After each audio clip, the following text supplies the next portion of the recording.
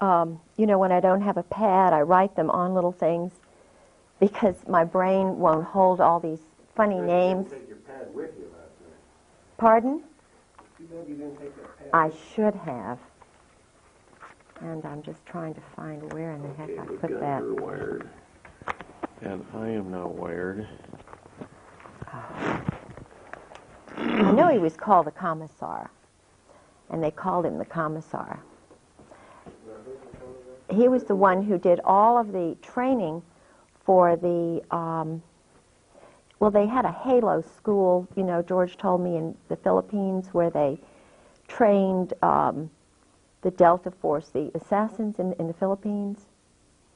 They also had a school like that. The Australians had one in Indonesia, on an island where they're having big kind of East Timor. East Timor, yeah. Yeah, it's in the mountains, and it was started. Yeah, and the Portuguese are involved in this in some way. Based on your newest lesson, you learn about the line of Thursday. Very good? All right, great. We're rolling. We're recording. We are doing it right now. And good deal. Hey, Albert? Albert? Hit this camera here. Tighten the shot just ever so slightly, would you? Mm-hmm. Just, I mean, you don't have to get all the way. You could reach for that side easier.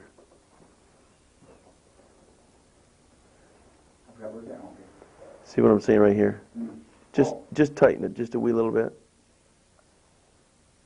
Perfect. You got it. Huh? Good. I said that's perfect. What's that? The keys? Did I take the keys? You need the keys. We'll get my car. Gotcha. Okay, then hurry back, because I can't be without my car. No, I'll be right back. A little bit lower below the pocket, but that's okay. Good shot. I think so. Yes, oh yes, sir. All right. Now, we're having a fascinating conversation, talking to the wife of the former Chief of Staff, Marine Atlantic, head of the intelligence group that went to Beirut. They were already meeting over there.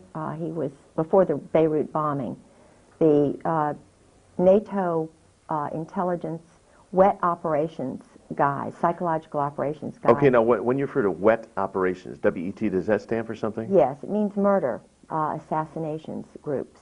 Oh. NATO has a group of assassins and psychological operations specialists who work in combined operations to destroy targets. Okay. My husband tried to explain to me the first 3 years of marriage how it all works. I was assistant director of the Chamber of Commerce. I was the first woman on the board of the Foreign Commerce Club in Norfolk. He thought that I was a worldly woman. I had dated a number of guys who were high level, like Jerry Unruh, who was the captain of the Saratoga, a man who was very high up in the Army intelligence in Richmond. I had been married to a governor's grandson whose family were all in intelligence. His father was Harvard economics professor. They thought... You even mentioned that years ago you dated John Engler, John who Engler, is now our he governor. was in ROTC. I'm sure it's the same John Engler if he was in the Navy. I dated a John Engler who was in the ROTC in Norfolk because, you know, Norfolk is the largest military complex in the world. We have Langley, the Air Force Base, which does intelligence work. We have Camp Perry, which is an intelligence, international intelligence spot. All of the naval bases, the Master Jet Base, Training and Doctrine Command, which is Army, Fort Story. And in fact, Fort Story was where the recent Secretary of the Army was told he had to leave. I have intelligence guys who tell me truth because they know they can't talk, and I get a lot of scoops. Togo West, who was basically honest, and like Colin Powell, most African-American men are not going to condone murder and assassinations and so forth when they find out about it. Togo West... No, you think there's something, I'm missing something here. The Afro-American man is not like... Generally. Generally, So you feel that Colin Powell is a different cut of general than these other guys we've been talking about? Oh, absolutely. Colin Powell's the wonderful thing about some of the African American men I've met is they'll tell truth. Why would they allow these guys to rise in rank then? As puppets, thinking that they will, be able to make them do certain things because psychologically they're innocent, they're naive. They cannot believe that our government has got hit squads, that there's group sex going on, that they are giving people money in exchange, for their services. Mercenary training is going on in the Army and the Air Force at the highest circles. And Colonel John Ryman, Dr. John Ryman, they have him targeted as a kook. Colonel John Ryman lives in California. He was on the high track up, the Rising Star track. He was in Great Britain. He found out about a murder over there. Okay. He reported it. He also had the crazy idea that there ought to be a peace college in Cambridge. We ought to really start working towards peace. Well, the minute he got back, he gave an idea, a synopsis of his sort of peace college idea to Colin Powell and his wife. Colin Powell took it to the National Security Council. When Ryman got back, and I'm not sure of the logistics and the chronology of all of this, but I'm in contact with him, he was put in a funny farm. I think he was put in a place in either New Orleans or St. Elizabeth's Hospital where they put Ezra Pound and where they've got Reagan's assassin. St. Elizabeth's Hospital, like the Eastern State Hospital in Williamsburg, has Army intelligence people in there. They're targets, people who have decided to tell truth or whatever. In other words, people who believe in the American dream, who are Christians, who are trying to get things straightened out. If they transgress that line where they upset somebody in high command, just like in Germany, they all of a sudden move from being a person to being a target, from being a human being, a Christian, a loving, wonderful soul, to being a target, therefore the enemy. This is also what happened in Germany. Why should God makes us all wonderful and beautiful?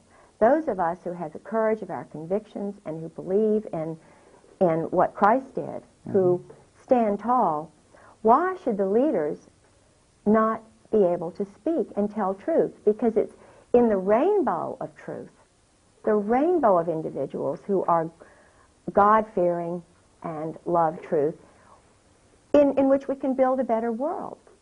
So why are good people silenced? Why are their papers gone through? I have an interesting, I took some notes last night, and I'm trying to, let's see. Well, they're silenced because they are, they're in a conflict of good versus evil. Yeah. In this struggle. Where am I? I need my. No problem. We can find it. Yeah, I need my. Your checkmate book is down there. Oh yeah, this is what. Is it in there? Yeah. What's happened to me? What's happened to people like Marianne Poors, Deborah Von Trapp, Colonel Sabo's dead. Let's talk about Deborah Von Trapp for a second, because I've heard the name, but I somehow associate her with there was something negative, or there was some discrediting of what she. Is she the same Deborah Von Trapp that alleged that the Oklahoma City bombing was somehow Japanese related? Or is that a different person? Now, she may, I do not know. I've met her on the phone through Sarah McClendon when I was staying with Sarah. Everybody's experience is different. When you're a Christian, when you're a very strong Protestant Christian, as I am, and you're walking in light, you're walking in truth, you take people at their word until you find out that they've lied to you. And if they have intentionally lied, then, I just let God deal with them. Do you know what I mean? Okay. I don't believe So maybe in somebody fed her disinformation solely designed to discredit her. Yeah. She, and I do believe this is true, I believe that, I know that she worked in the White House.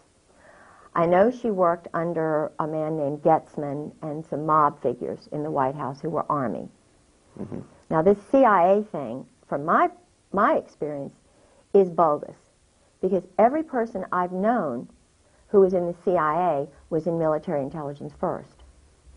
For example, my husband. Mm-hmm. He told me furtively when I saw him in court, I don't work for the CIA. You know, I knew he was telling the truth. He was afraid.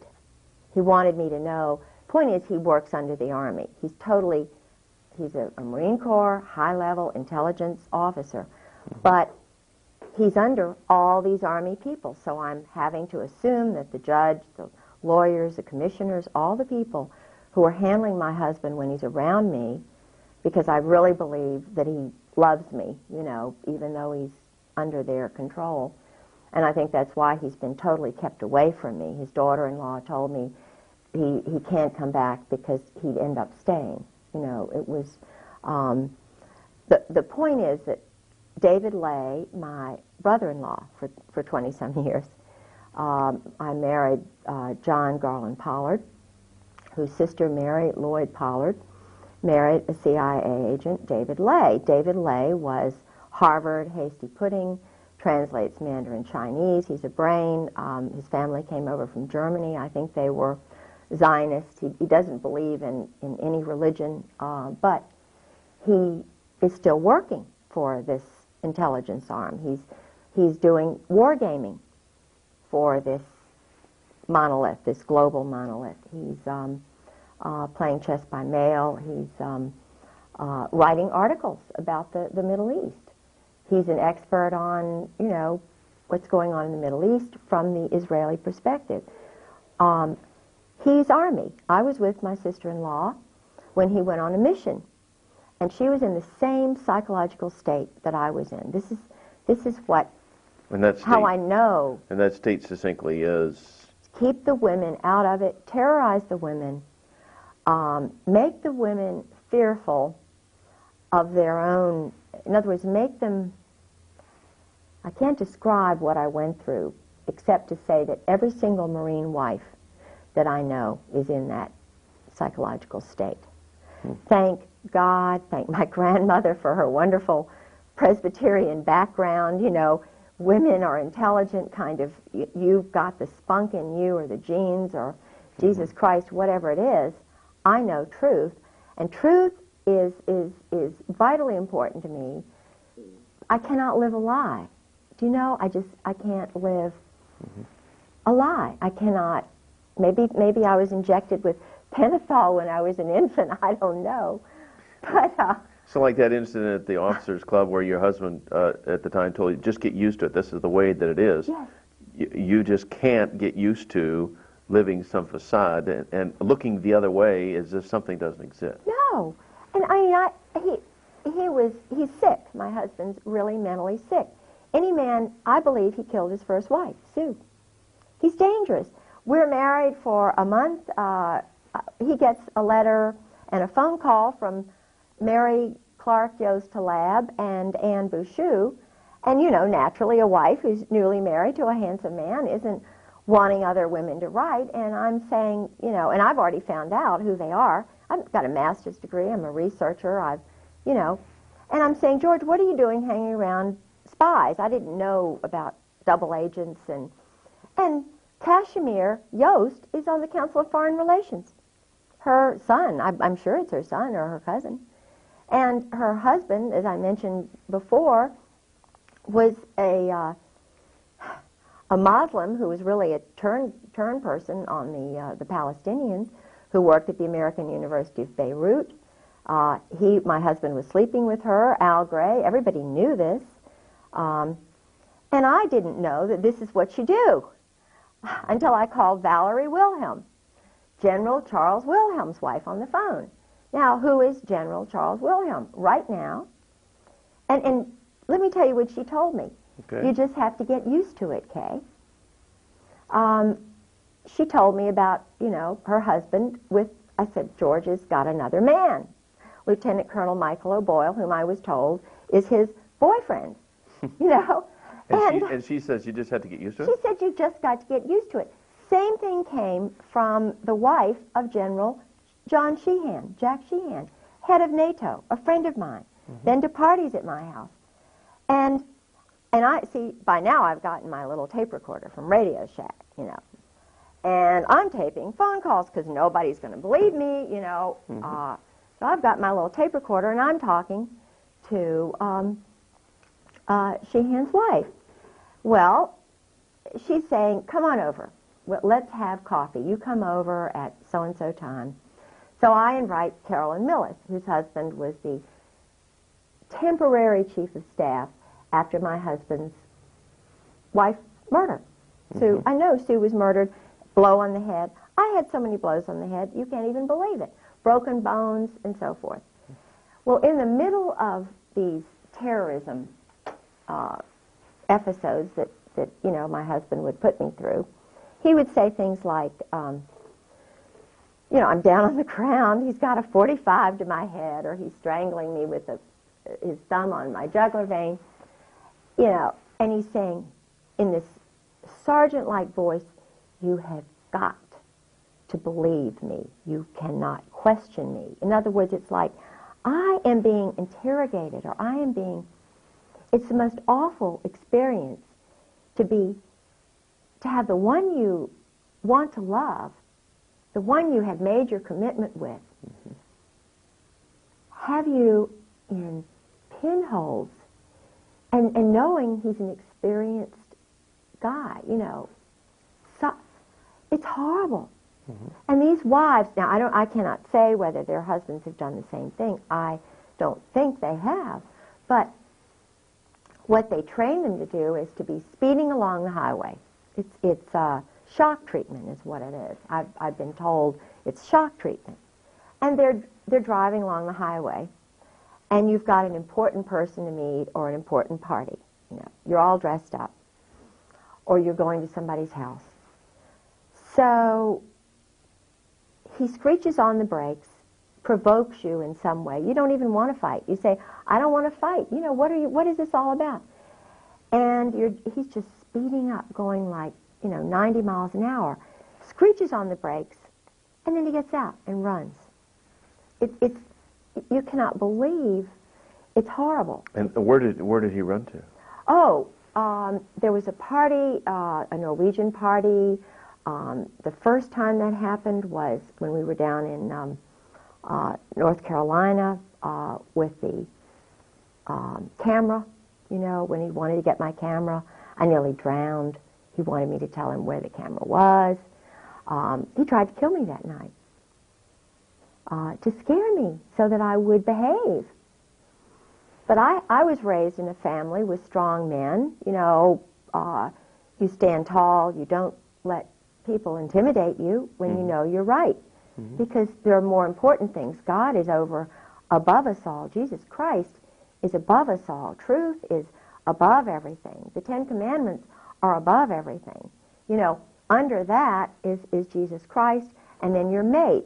So I put, you know, that's why I put him in very high esteem, but I knew he was not normal. I'm an intelligent woman. I read. So I was hoping I could change him. So it was a battle. It was a spiritual battle going on. I knew it was a spiritual battle. And I was believing that that I could, you know, reprogram him, essentially, subconsciously. Now, I didn't know that at the time, what was going through me, but I was really being tested. Of course, the many years of operant conditioning he'd been through fortified and solidified his positions. Yes.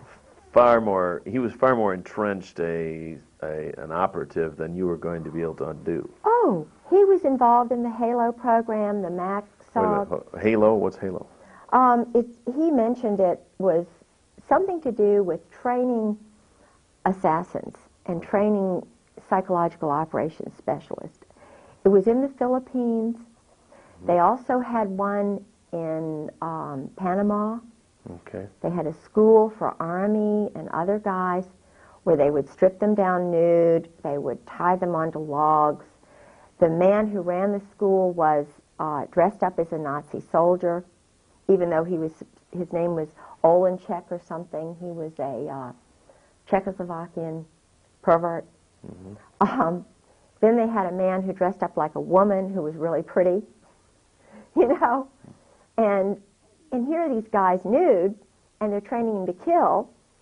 And in fact, there's a book called Copperhead, which I have a copy of, which is all about, it was written by a commando guerrilla who was from North Carolina, who had been battered badly, or West Virginia, I think he was.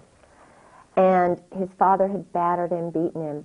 Well, what they do is, in the prisons, through this CASA system and so forth, they take the innocent little boys who've been battered by their parents, and they turn them into assassins by making homosexuals of them or something.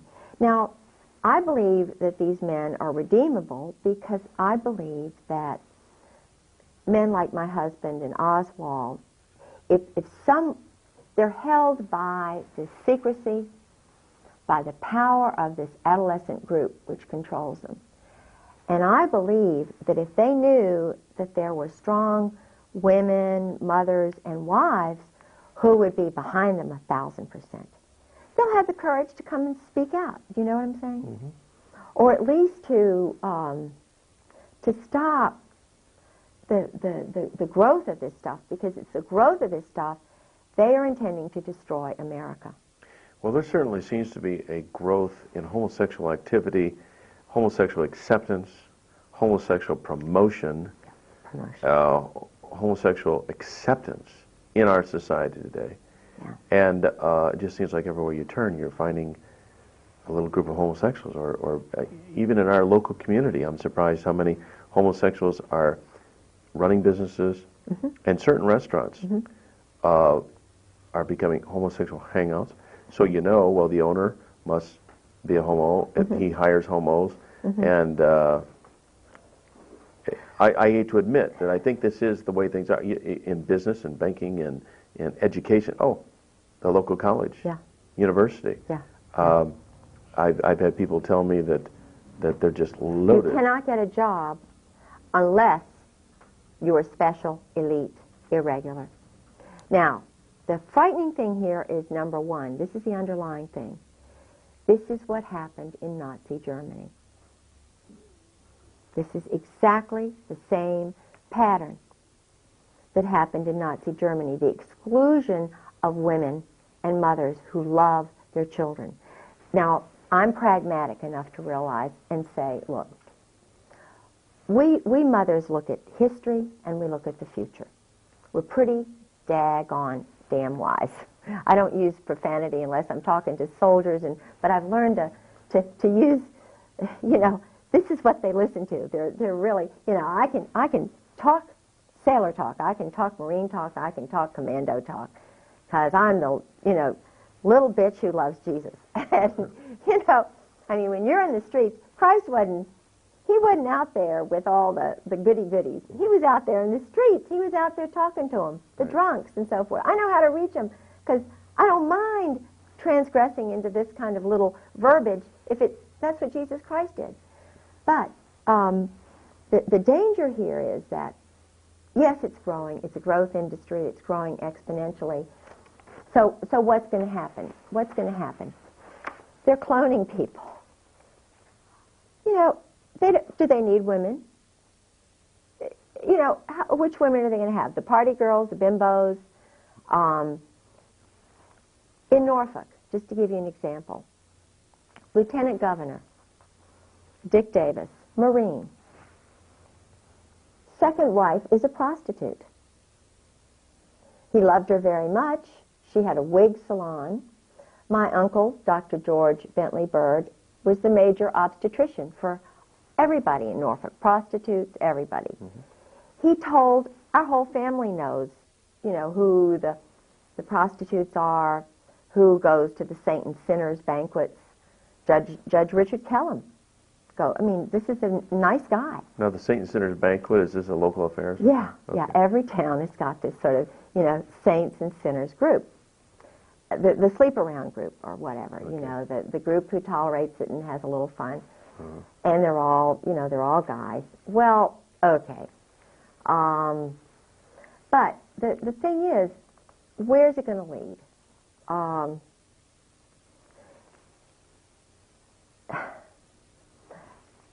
This is why women like me who know need to be involved in the process of leveling things out a little bit.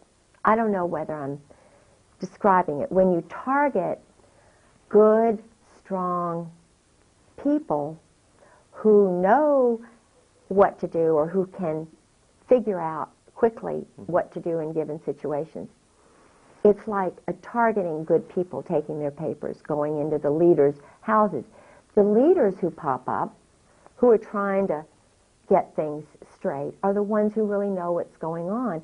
They're just the people who need to be involved in the process of leveling things out. Mm-hmm.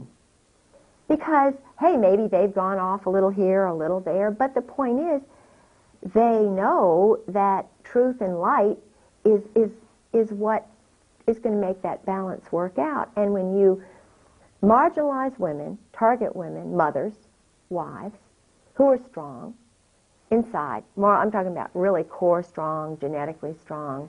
Mm-hmm. Even Clausewitz says that the moral is 3-to-1 over the arms, If they want to win over these little guys, they've got to have credibility. What's happening now and why they're all afraid is they have no credibility. The SEALs are the worst. They were so afraid about that one little doctor that the SEALs gang raped in Norfolk. Why? Because the whole credibility of the SEALs is shot. Okay, now I'm not sure. I'm aware of that. There was a gang rape of a doctor by the SEALs? Yes. By a group of SEALs? Oh, yeah, in Virginia Beach. And when did this occur? 2 years ago. And the interesting thing is that the parents of this girl, she's beautiful, from Georgia. This is a wonderful human being who went into what used to be Poppy's. It's kind of the night place in Virginia Beach. When I was single, mm-hmm. I went there, we would go there, 4 of us women, young mm-hmm. women, Molly and Sally and myself, and we go there, and the doctors would go there. It was kind of a place. Well, the SEALs are taking over Virginia Beach. SEAL Team 4, 6, and 8. And this gal went in there. One of the men just thought, oh, she's great, let's take her out. They took her out, raped her, killed her. Goodness. Strangled her. And was anybody ever prosecuted? I don't really know what happened because it's been hushed up by the local courts who are controlled by Army JAGs and Marine Corps. And again, JAG stands for? Judge Advocate General. And these are guys, all who have been involved in their wives have been handled, gotten rid of their first wife. They're sleeping around with another bimbo woman or another man. They're participating in group sex. C. Lyden Harrell is one. There are lots of them. Who's he? He is a man who was, now I'm not anti-Mason, but right. I have suspicions about Masons. Some of the things that they do in the darkened rooms, and I've been told that... Well, it's a secret society, isn't it? Yeah. But I know that he sabotaged me in my case. I think there's money... Oh, he's the judge. No, I've had a number of lawyers that they sort of said, because, I have no lawyer.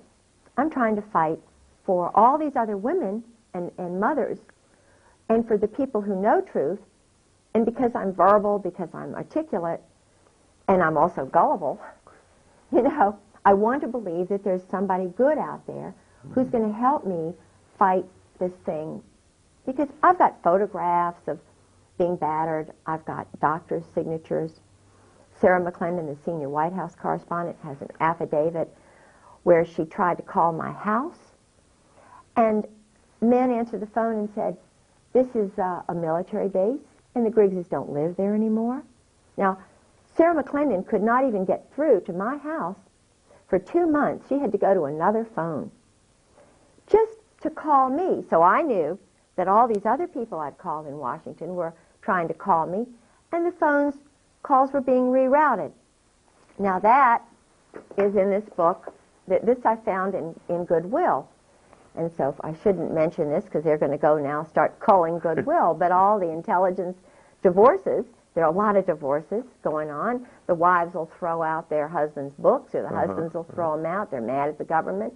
But, you know, I found that's why they've been raiding my library. That's why they've been... What's the title of this book? This book is called Intelligence and Electronic Warfare Operations.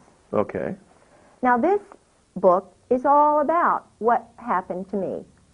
Army, Air Force, Marine Corps. Where is the FBI Psychological Operations Unit? Quantico, Marine Corps base. The only FBI agent who came to me, who was allowed to come to me, was Dan McNally, 20-year Marine. Homosexual, I believe. I'm pretty sure he is, because you know, and I'm not saying that he's a bad person, but I am saying that I was not allowed by any other FBI to have any other FBI agent come and hear about the break-ins to my home, the battering that I went through, nearly killed, the murder of my husband's first wife, serious business. She's in a grave, Suzanne Workman Briggs. She died on April Fool's Day, 1987. And the doctor wanted to do an autopsy. Couldn't do it, because the 2 men who were doctors in that hospital, Dr. Lawrence Smith and Jean Lamb, Army officers. They owe their life to this business. And they take orders. Of course they take orders. The judge in my case, Judge John Moore, his first wife was put away because she was telling truth. And I found out from Carrie Brown, who's an Army officer who had a Purple Heart, who told me exactly what she told him. Now, he's the judge in my case. Across the street from me lives another judge, Judge Jefferson Davis Reed, Naval Intelligence. He found my suitcase in the woods. I've known his family since the beginning of time. His sister, Martha Ann Reed Ellis, is married to one of these intelligence guys, Tim Ellis, and divorced. He's now with the federal, he's a federal judge. His mother, her family are intelligence people, not Americans. Tim's mother, they're not Americans. He's a naval officer taking orders. What are all these judges in being under a chain of command? And why are they attacking the mothers and the women who are telling truth?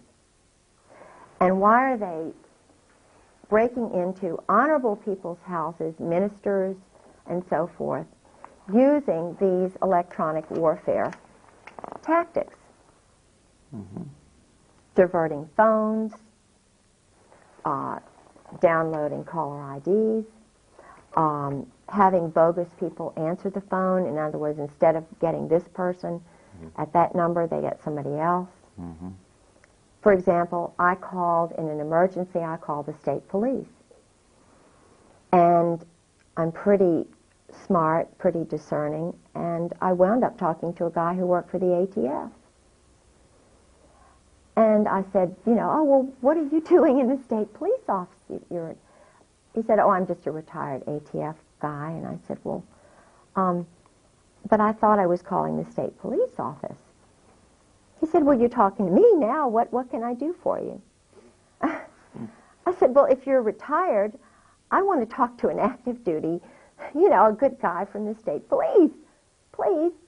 And I said, by the way, I don't like you ATF guys because of what you did at Waco. You all murdered innocent women and children. You ran over them, you shot them, you put tanks on them, and you killed them. You're murderers. I don't want to talk to you. He hung up on me. he didn't like what I said. Well, you know, if he's so sensitive and so defensive, how can he deal with women if he can't cope with truth? This is what, you know, 80% of the American people feel, or 90. Waco was murder, savage, brutal murder. Mm-hmm. And what they did to that man, Randy Weaver's wife. Yeah.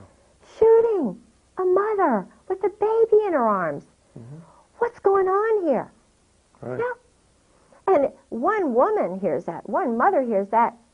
She doesn't like the ATF anymore. I don't know any woman who likes the SEALs anymore. I don't know any other mother who really likes the ATF anymore. I mean, what's going on here? We're mothers. Mm-hmm. This is stuff that went on in Germany, and fear tactics. So we say, heck, these guys are adolescents. You know, they're adolescents. And so who's running them? Who's in charge? We turn into Dorothy, the Wizard of Oz. What's going on here? Mm-hmm.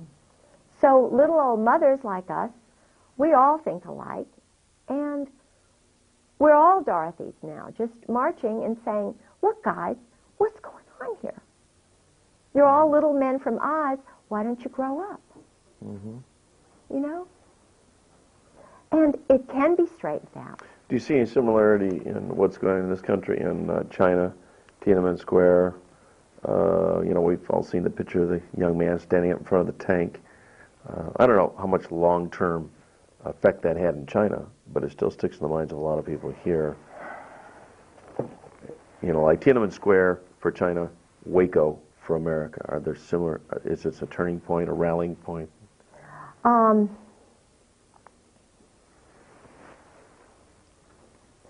A man named Mr. Lee, who is an intelligence officer in Norfolk. Mr. Lee is the son of the major banker for the Russian government. He worked for Dr. Richard Chang, who's also an intelligence operative. I believe he's an honorable guy. He's tall, he's sort of a Princeton, Harvard-looking guy, I believe he's honest. Okay. He came to Virginia Beach, and I was putting together sister city organizations, and I was trying to get the leaders of all the different ethnic groups in Norfolk to sort of start a sister city program globally, you know. Mm-hmm. It's easy to do that, but I didn't understand how the intelligence community worked at that point. I knew things were going on, and he was bringing together all these potential sister cities in China. Our State Department had opened up cities which had independent corporate entities, and we had shows on all of this. This material's all been stolen out of my house by my husband and his friends. I started noticing, because I was led spiritually to goodness, to good people, to light and truth. I didn't understand the weapons and drug military culture that's running our government and I believe parts of the world. There is not one woman that I know of who's in this business. I believe, and I had the pleasure of meeting your wonderful wife last night, Pastor Strawcutter. This is a woman who's wonderful. This is my kind of woman. You know, and I've met a lot of women like that. Mm-hmm. We go through hurdles, and I don't mean to cry. It's all right. But we're strong. And we know truth. And they're going to have to kill me before I give in.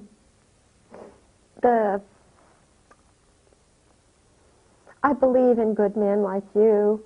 I believe even my husband's core is good. I think that's why he's away.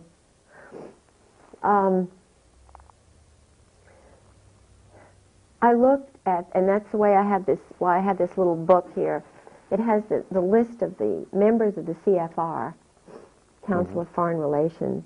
Do you recognize names in that CFR list? All these names that I've underlined, I know. Okay, you're out of camera there. You're out of frame. Go ahead and pull it in close. There we go. All right. All these names that I've underlined are friends of my husband's, or I personally know. Okay, okay. My son, John Garland Pollard, and I hope I'm not jeopardizing my family, but and I believe that there are some good people possibly in here, so I want to qualify that and say they're not all bad. Just because you happen to know them or underline doesn't mean that they're on a bad list. No, right. No.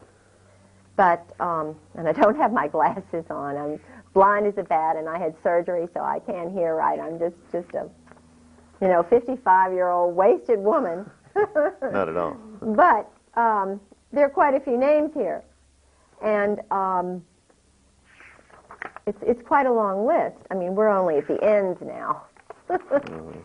This is the, Bill Clinton's on here. You've got the Rostos. You've got 11 Cohens. Okay, we're at the Z's. You've got Mary Halab's son. I'm pretty sure that's Kashmir. Carl Vorno. You've got a lot of. You've got the Commandant of the Marine Corps, whom I have my picture taken with.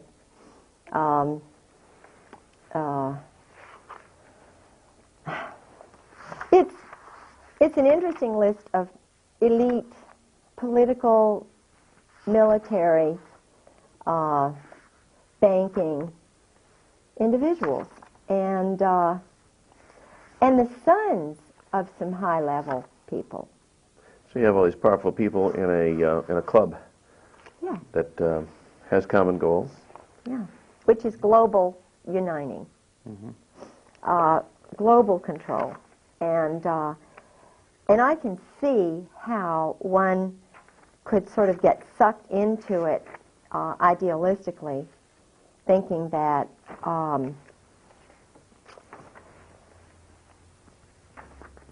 it's something that we should, world peace and harmony and everything. And I mean, I can understand wanting world peace and harmony. I'm trying to find a name here. But if you're a Christian, which I am, a Christian with a little c, because the early founding fathers never capitalized the word Christian. Did you know that? Did you know that all of the founding fathers were homeschooled? Did you know that? Yeah, Madison? I was aware of that. Yeah. Think about that. Did you know that most all of the Virginian founding fathers were only gospel Christians? Matthew, Mark, Luke, and John. Didn't even read the end time stuff, the Old Testament. Did you know that Thomas Jefferson was a born-again Christian the last, 7 or so years of his life? Did you know he was corresponding with Adams in Massachusetts? That he took the New Testament and the Gospels and was trying to find out everything that Christ did? And I believe he was murdered.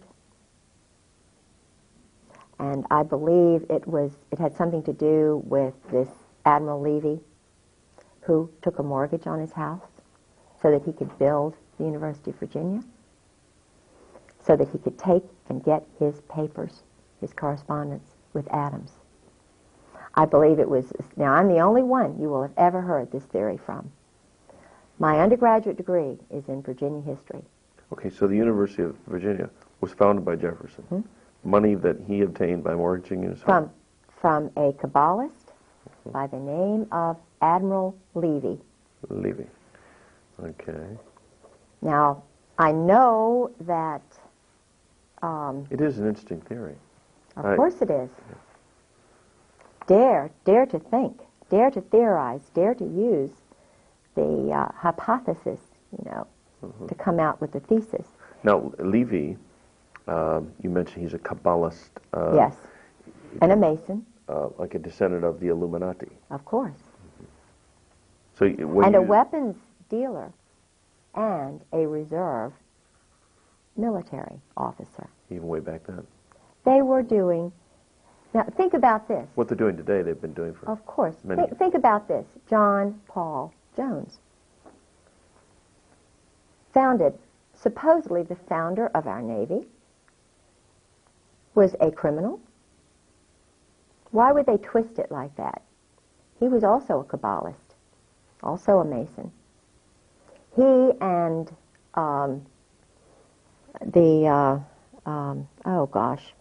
Lafayette. Lafayette was a weapons merchant. They raise up some people who are sort of questionable. Mm-hmm. Now, I know for a fact that Jefferson became a Christian. He did not necessarily believe in the divinity of Jesus Christ. So maybe you could say he's not technically a Christian, but he said, "I'm a Christian." He was working towards. He was going to Baptist churches. He was contributing to the American Bible Society. Do you hear this? No, of course not. Jefferson was a born-again Christian who was searching for truth, who was murdered, I believe. Okay. And at the same day he was murdered, so was Adams. Think about this. July the 4th. And of course, you're being a Virginian and a Descendant of James and Madison. a student of Virginia's history. Somebody like yourself could dig this out and would dig this out, and would course. be germane to you, whereas who else would it even be important to? Yes, I was, God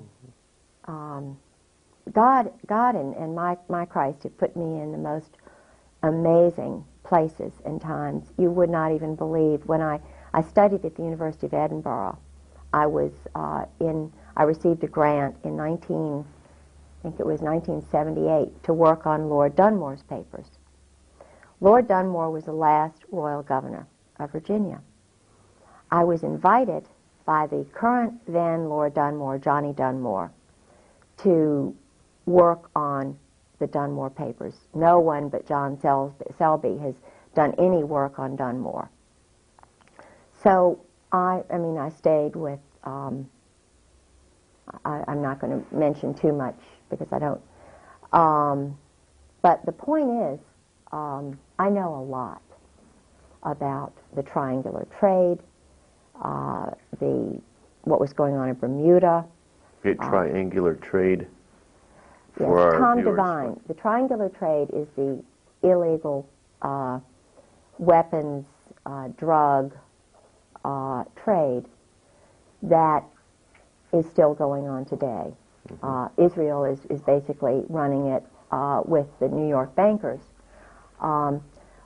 It has something to do with Kabbalism because the Pentagon, the symbol for the Pentagon, the Brotherhood,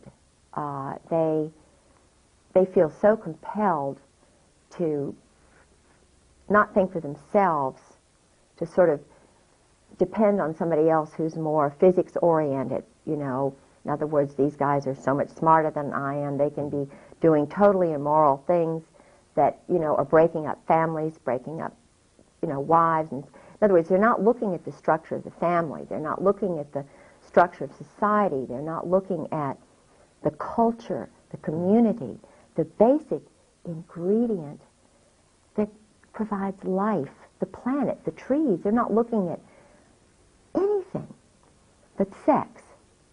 And when one perverts and twists, in other words, one focuses on, yes, sex is wonderful. You know, it's great. I'm a, you know, great proponent. But there's so much of a focus by this group on sex, and the military, you know, they go back to Greek days and they have all these symbols of, you know, the Washington Monument is supposed to be a phallic symbol, you know, and they say, well, this proves, you know, because the Greeks were doing it, the Egyptians were doing it, and it's this secret little group that was, you know, back in the days of Nefertiti and you know, Mark Antony, and it just proves that we're just great because we had the Holy Roman Empire, and Alexander the Great that was homosexual, and Catherine the Great was, you know. But it's debauchery. The thing that one has to realize is that God knows best. You know, it is an abomination. It is a sin. Now, we've all sinned. We're all sinners. I don't believe we should be putting people on stakes for doing this. I think Jesus Christ said, the simple answer is this, which Mandela said, the simple answer is this. Just repent. Just show that you're changing your life. You know, I've sinned. Everybody's sinned. I don't believe that that targeting people, whether you target them this way or that, is necessarily the answer. Now, this is just my personal opinion. I am not a judge. I wish I could be a much better judge than any of the Kabbalist male judges in Virginia Beach, because they are doing this to women, mothers, who are honorable people who are telling truth. And I would like to hear Hannah More tell her truth. I would like to hear Grover Wright's wife, Lynn, tell her truth. These are generals' wives. These are wives of judges in Virginia Beach. Okay. I would love to have heard Ken Whitehurst's wife tell her truth. She was shot. You know. Well, no, in Virginia Beach is Pat Robertson. Would you like to see him be a judge? No, I would not. Okay, why is that? I wanted to believe that Pat Robertson was honorable and good. He's a Marine. Did you know that? Did you know that he went to the psychological operations school, whatever that is, at Yale? Now, I'm not saying he's bad, and I'm not going to judge Pat Robertson, but I know that he was under the influence of a Belgian man who is very powerful in this group. I know the one thing I can judge him on is that, well, I will say things, and I know they're going to get me for this, because Pat is very powerful. But if you walk into Pat Robertson's Williamsburg Inn, it's a hotel there, and you're poor, and you are a woman or a person who's poor, or an African American who's poor, and you walk into that gift shop, you've walked into the house of the Sadducees and Pharisees. The dresses in there cost starting at $200. The belts, I mean, these are clothes, basic commodities. Now, I'm not saying that's wrong. It's wrong to have money, and as I say, I'm not going to judge him. But from my perspective, the way my father was reared, there's a lot of money going on there, and Christ. I walk in the steps of Jesus Christ. Now, I'm not saying that, you know, because I'm not really sure about all this. Everywhere you seem to look, and you find the leadership, whether it's in banking or education or religion, there seems to be also this line of military intelligence, Ivy League background that. You know, the Pat Robertson has the same kind of pedigree as these other people that we kind of filter through. If somebody's going to be the leader of a television big-time ministry, it would have to be someone who would be kind of a chosen one to be allowed to rise in that kind of power. And I think he's basically a good guy. You know, I mean, I really, I like the fact that he's promoting Christ. I nearly got arrested there. At the 700 Club? No. I went in to use the law library because I'm fighting the Kabbalist group in Virginia Beach, because I was nearly battered to death. I was nearly killed. I am a totally abused, psychologically, physically broken bones wife. Now, it says that if you are this way, you just get a warrant and you get your husband to say he's sorry or something. You know, that's all I wanted, was for my Marine Corps husband to say, I'm sorry that I did this. But if he's got men behind him telling him to do this, they're not going to let him say he's sorry, are they? No. If he's got Phil Holwager, the pastor, who's also Yale-trained intelligence chaplain with Pat Robertson, who's the pastor that I took my husband to try and get him to become a Christian, if he's meeting with Phil Holwager and Phil Holwager is telling my husband what to do, that says that Phil Holwager is a programmer for my husband. He's been trained in mind control. And Phil Holwager admitted to me, I've had psychological training, yes. And it slipped out. Oh, well, I made the mistake and told George, you know, in other words, he let me know that he has power over my husband. So then there's Ty Kroll, who's in the same church with my husband, who is a sailor, and he did some sexual things to his son, and he had his children taken away. Well, he's in the church and a good guy and everything, but he's a pedophile. Now, my husband, and I'm sort of taking up Ty Kroll's side, because we're in the same Bible study. It's kind of interesting. But Ty Kroll and my husband are meeting kind of secretly with Phil Holwager. And then there's T. Parker Host, who's running around nude at his farm, enticing my husband out, you know, and they go away for sort of boat trips for 2 hours. Now, I'm saying, as a woman and a wife, what's going on here? All of a sudden, we go up to Matthews County, where Holwager also has a house. Host has a house. But it's also where my grandfather, Miller, was born. So I feel very comfortable in Matthews County. These people were not born in Virginia. Do you know what I mean? And yet they're bringing, all of a sudden, spur of the moment, taking my husband up and then taking my husband away on a 2-hour boat ride. Or we get to Phil Holwager's son's house, and then all of a sudden my husband's riding home with Phil Holwager in the car. It's all been planned. So I'm saying, and this is just before, just after my husband got back from Norway, and I'm trying to remember whether the King and Queen of Norway had come either just before or just after this. It had something to do with the King and Queen of Norway's visit. They wanted to keep me away from the King and Queen of Norway because I believe they're Christians. I believe they're honorable people. And I was able to prevail against this group by going to the Norwegian ambassador, who's a wonderful man, and saying to him, and this is where Jesus Christ comes in and God comes in. And I know that they're with me because I'm good. And I was thinking about the good Norwegian people who wanted to see the King and Queen of Norway when he came to NATO. And all I did was what any honorable citizen would do, representing the honest little people who were Norwegians in Virginia Beach and Norfolk. I wanted them to have a chance to meet their king and queen.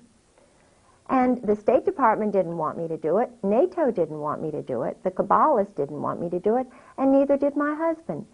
But what happened was I was with a solid, wonderful person, Ambassador Kjell Vibe. And we went to the Norwegian embassy. This was, I know I'm digressing and this is hard to follow. But Kjell Vibe and I were sitting at the table with my husband and an intelligence operative named Bill Nelson, who tried to sabotage the Norwegian group that I was running in Virginia Beach. And Kjell Vibe, we were planning a trip to Norway in August, which I think was just a bogus sort of thing to kind of, I don't know. To appease you a little bit. Oh, yeah. And I knew things were going on with my husband in the weapons sales and, you know, all of this stuff. And because he was dealing with the embassy, the American embassy, and with people, and, you know, there were things going on. And I knew things were going on. I was sensing it really strongly.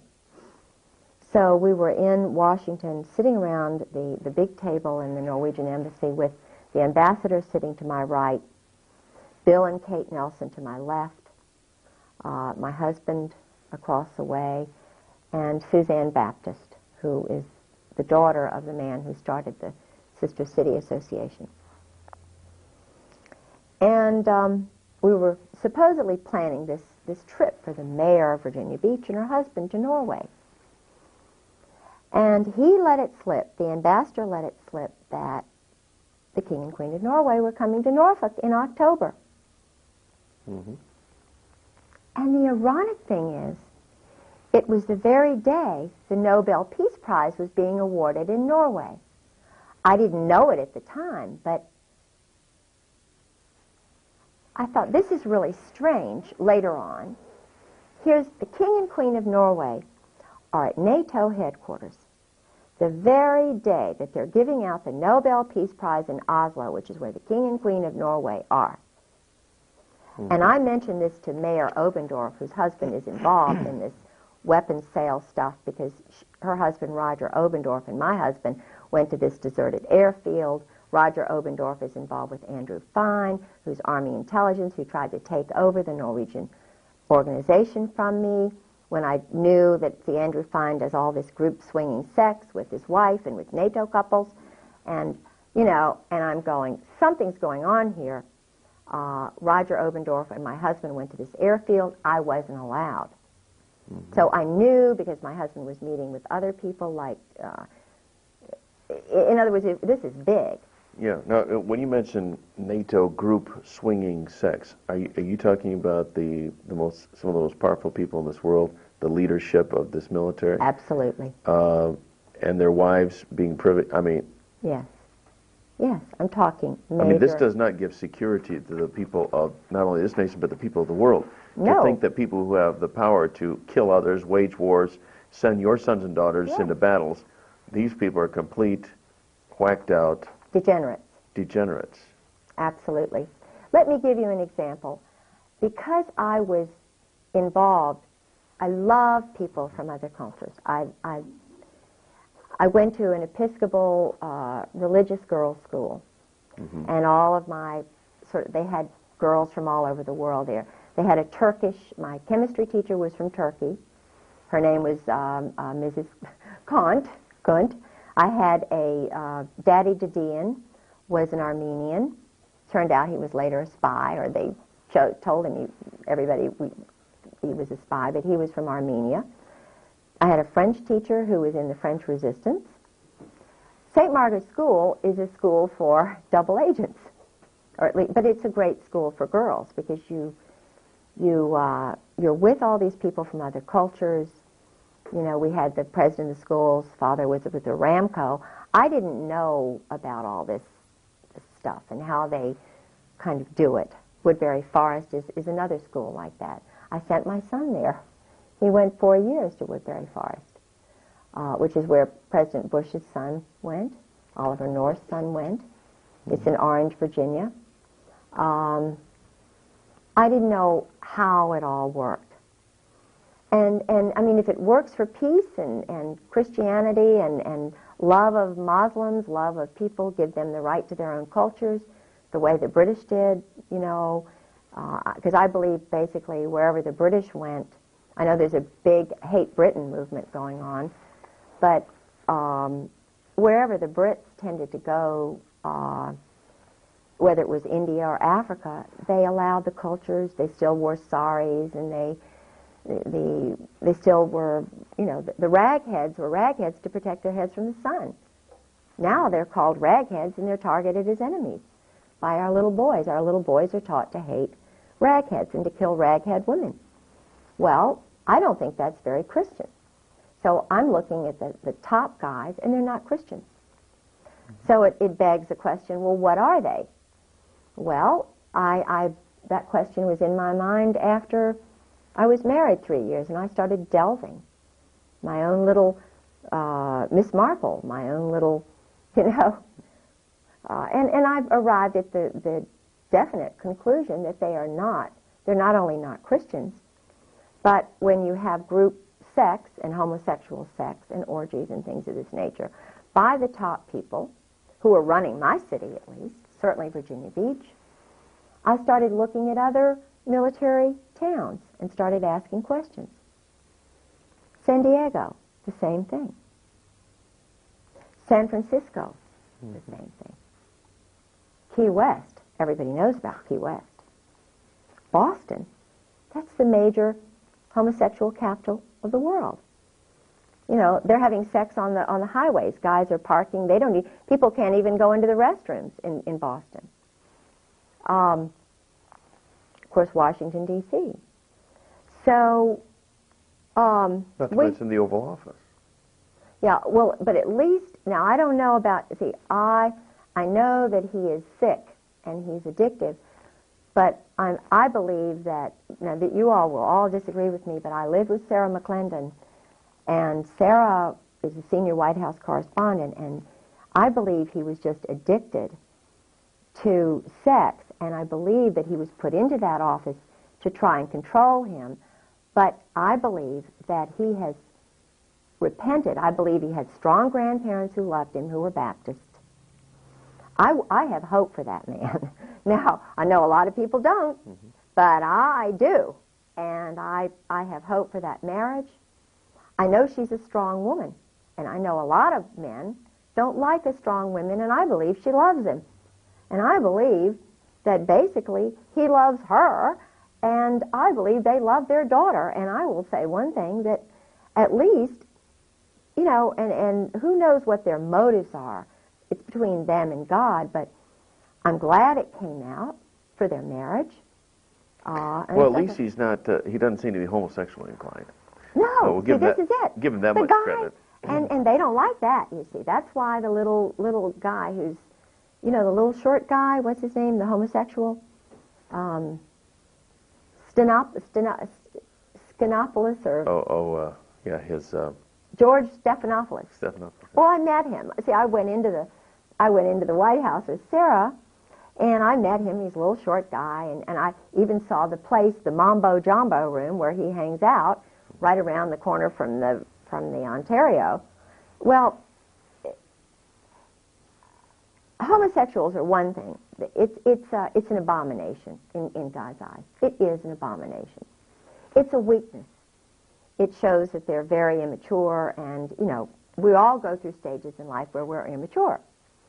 And I wish he would grow up. There's a whitehead who's an ambassador who's a homosexual. And his lover is one of Bill Clinton's attorneys from North Carolina. Now, I like the way that man thinks. He's a homosexual, but I like the way he thinks. James Angleton, CIA, was a homosexual. The head of the FBI was a homosexual. Paisley was a homosexual. They murdered him. All of the British intelligence agents were homosexuals. I haven't yet arrived at my theory on that, except that it is a weakness. It is a moral weakness. It's a way to control people. No, that's what I was gonna say. Now, I say, look. Makes them very controllable. Yeah, I mean, tell truth. Because I've been in situations that I'm not proud of, and I will tell anybody what I've done wrong. I'm not embarrassed to say, you know, this or that, because I've been in situations where I found out that this person, you know, I have to admit, I'm a sinner. But the point is, when you find out and you repeat the sin, you're addicted. They call it addictions. It's sin. And why is it sin? Because your weak nature, if you're in a position of leadership, you shouldn't be leading. Yeah. And admit your errors, and that's why I think Bill Clinton will be stronger out of this. He wants peace in Israel. That's what this is all about. He wants peace in Israel. I did notice that when Hillary made overtures toward the Arabs, whoa. I mean, somebody yanked her chain, and that became a major issue. I was living in Washington with Sarah McClendon in the Kennedy Warren before the election. If you will remember, a plane went down on his birthday. On whose birthday? Clinton's. Okay. I mean, I believe it was a plane. There was a traumatic... I went to his he had birthday parties at 7 different places. It was his 50th birthday. The birthday party in Washington. He was not there. He was in, I think, New York or some other place. But I went to the birthday party, which was in the Kennedy Warren, in the basement of the Kennedy Warren. Okay. A friend of mine went into the birthday party. The point is, that night, I remember it vividly, there was a psychological terror thing for Clinton. It was either his plane that went down, something happened that night that was meant to say, don't enjoy this birthday, buddy. Remember, we told you don't run. George Shultz came all the way from wherever he was. Sarah told me this. George Shultz came all the way from, I think it was California, to meet with Clinton before the election to say, don't you dare run. You're going to get it if you run. I know it. And that's from Caspar Weinberger is the guy who's the evil one. Caspar Weinberger pulls a lot of strings. He's the one because Caspar Weinberger is involved with a lot of the weapons and drug dealers, the hit squads that are run, the motorcycle gangs that Tedson Myers runs, who was William Colby's law partner, who just happened to meet me when I was with Sarah at the Smithsonian party, Marine, 4th Marine, who they have this hit squad, motorcycle gang in Europe and everywhere. They call it a motorcycle society. But who runs it? Retired military guys. And just after they meet up at Caspar Weinberger's place up in Maine, Consuela Rice and Tedson Myers and one of the lawyers that Marianne Poore knows, the Motorcycle Society. Well, ask yourself, what do? What happens right after the Motorcycle Society meets? Now, they'll probably get this and find out, well, we've got to change the time when our Lady Diana is murdered. They have, because I read all the newspapers. I go into Barnes and Nobles, and of course, they're going to cut out all the news and stuff. But they had a minor war in the Netherlands or wherever. They had another attack by motorcyclists on Cyprus. In other words, they're stirring up trouble, murdering people so that they'll sell the weapons and So the you drugs. really think Diana was murdered rather than just Oh, absolutely. a reckless There's car no accident? question she was murdered. I knew and sort of went out with a guy named Richard Ord. Okay. I later found out he was married. It was when I was single. He was Prince Charles's bodyguard. Before you married your husband? Mm-hmm. He was Prince Charles's bodyguard. It's like I also went out with a guy who was divorced, a Marine who was MacArthur's wife's bodyguard. Okay. Who turns out to be an assassin, a Marine assassin, who's living in Virginia Beach, I think, now. But I didn't see the connection with Marines and information. Do you know what I'm saying? It's kind of I didn't know how organized it all was. Okay, well, you gained that knowledge after you married your husband. Yeah. And then during his drunken stupors, he just blabbed and Yeah, told everything yeah. he knew. Yeah. Actually, his alcoholism opened up the door for you to find out all this stuff. Absolutely. If he hadn't been an alcoholic, That's course, why I praise most of them God. In are. a way, I don't praise God that his mind is destroyed, and that he's a brutal. He hates women, kind of, But I think, yeah, I praise God for everything I've gone through, because every I know by his stripes we are healed, because I walk in his shoes. I have to, as a follower of Jesus Christ. Mm-hmm. When you're punished, when you go through hell on earth, he is giving you strength. And it's not a funny sort of way. It's a very special way. Mm-hmm. I know I'm going to die. I don't know how I'm going to die. well, we're going to pray that you stay alive. But I love him. And he's just given me all the strength. I'm a weak human being, but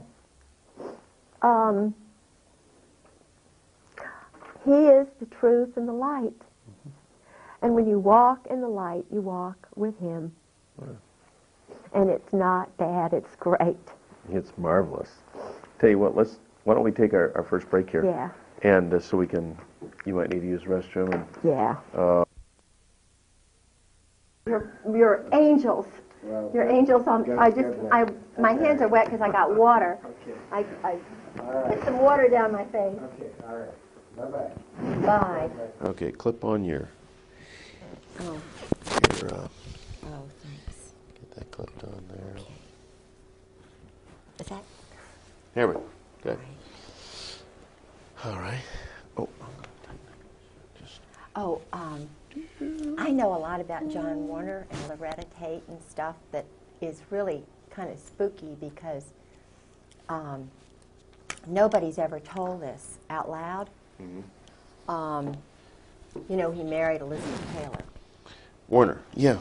and he was Go ahead and sit back so we can get you right into the okay, frame here. Yeah,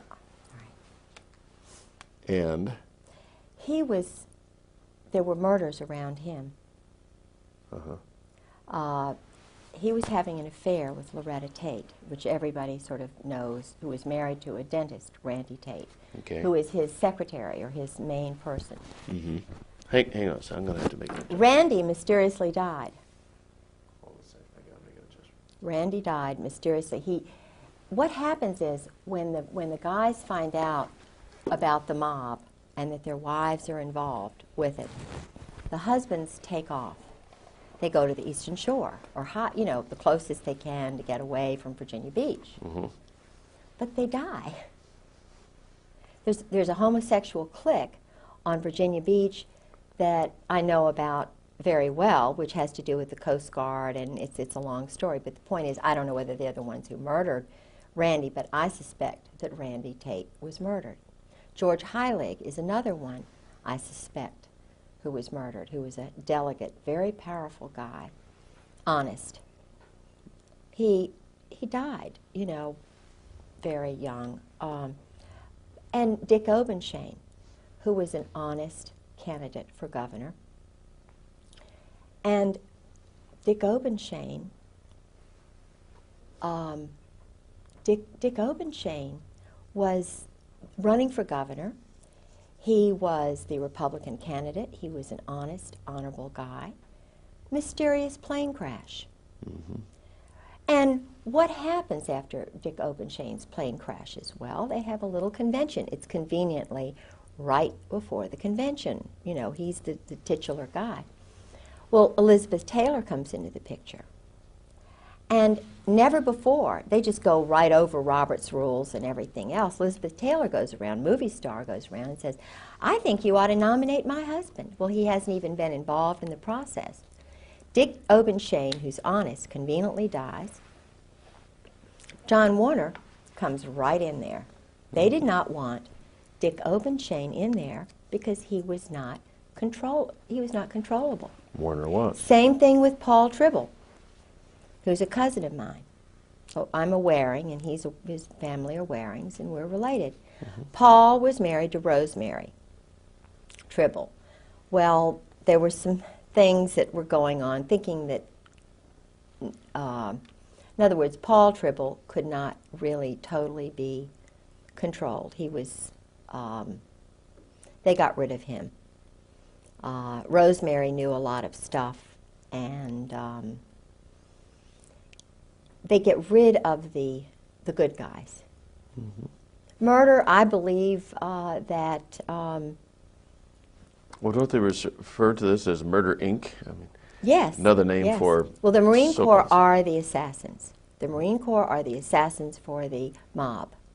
If you look at guys who've been in 4 years, let's just take Tedson Myers, for example. Now, he's a very nice person to talk to. He was involved with the founding of the Peace Corps with Sergeant Shriver. He's from the Brooklyn, Bayonne mob. He came from that group. They sent him to Ohio State. Then his 4th year, as I understand it, he did something like truck driving school.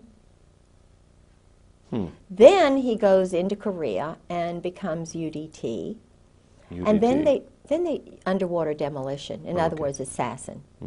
He's very smooth.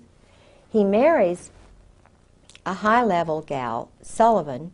Whoops. Something happened. Just lost the camera. Oh. Yeah. no matter what I do, never stop that tape. Okay. Because now we're out of sync with that camera. But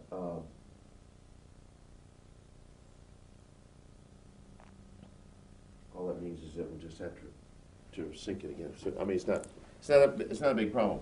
But evidently, when I turn that camera on, I didn't hit. See, at a glance, That's if you ever glance up there, see that red light's not on?